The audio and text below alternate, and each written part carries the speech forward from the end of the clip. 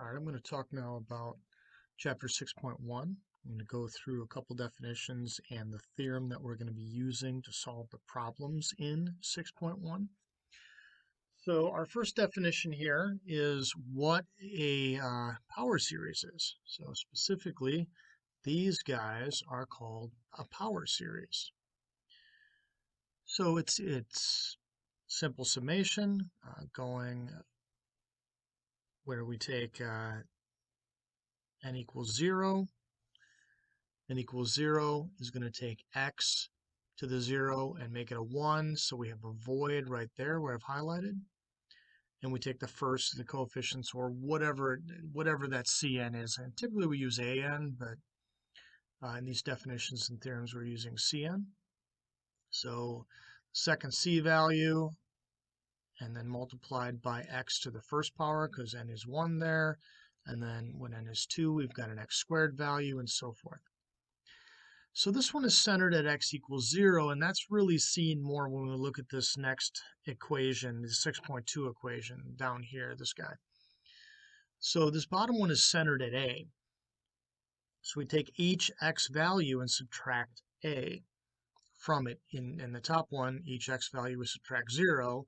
Well, x minus 0 is just x, and that quantity to the n power is going to be just x to the n. So here, the only difference we have between these two is instead of having x for each of them, we take x minus a, and you'll notice x minus a to the 0 is still 1, so we have a 1 value right there. X minus a to the first power is just x minus a, and then we get a squared value, and so forth. So that's what a power series is. And again, clearly the easier one to use is going to be the one that is centered at 0. And mostly those are going to be the problems we're going to deal with. I will do some problems that have these not centered at 0 later on in the videos. Most of them we'll deal with will be centered at 0. Okay. So this theorem is talking about when a power series converges. And there's three options that we're going to have as to what the convergence is for the series. All right, so we're taking this one, and again, this is centered at a, so we're going to have the x minus a. This works, clearly when x is 0 as well, so there's no issue. This is just the general form of this. So possibility 1.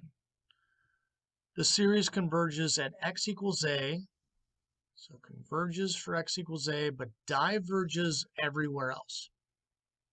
Okay, that's one possibility. So, and that makes sense, right? Because if, or certainly that's a possibility. If x is a, then you've got a minus a is 0. Well, we're multiplying 0 to any of those values. Well, 1 and up anyway is going to be 0.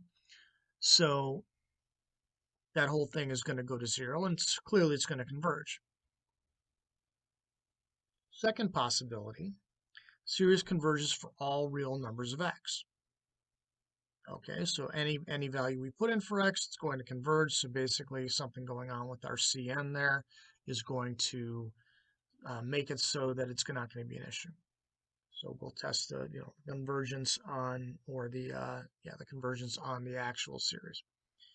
And the third option, we've got some real number, and they use a capital R. This real number has to be strictly positive, which means greater than 0, and such that the series converges when the absolute value of the distance, or I guess the distance between x and a, which is the absolute value of x minus a, is strictly less than r. And it diverges if that distance is strictly greater than r. Well, what about the values at r? And at the values where x minus a equals r, the series may converge or diverge, and those values need to be tested. And I'll certainly give you at least one problem that shows how we're supposed to do that.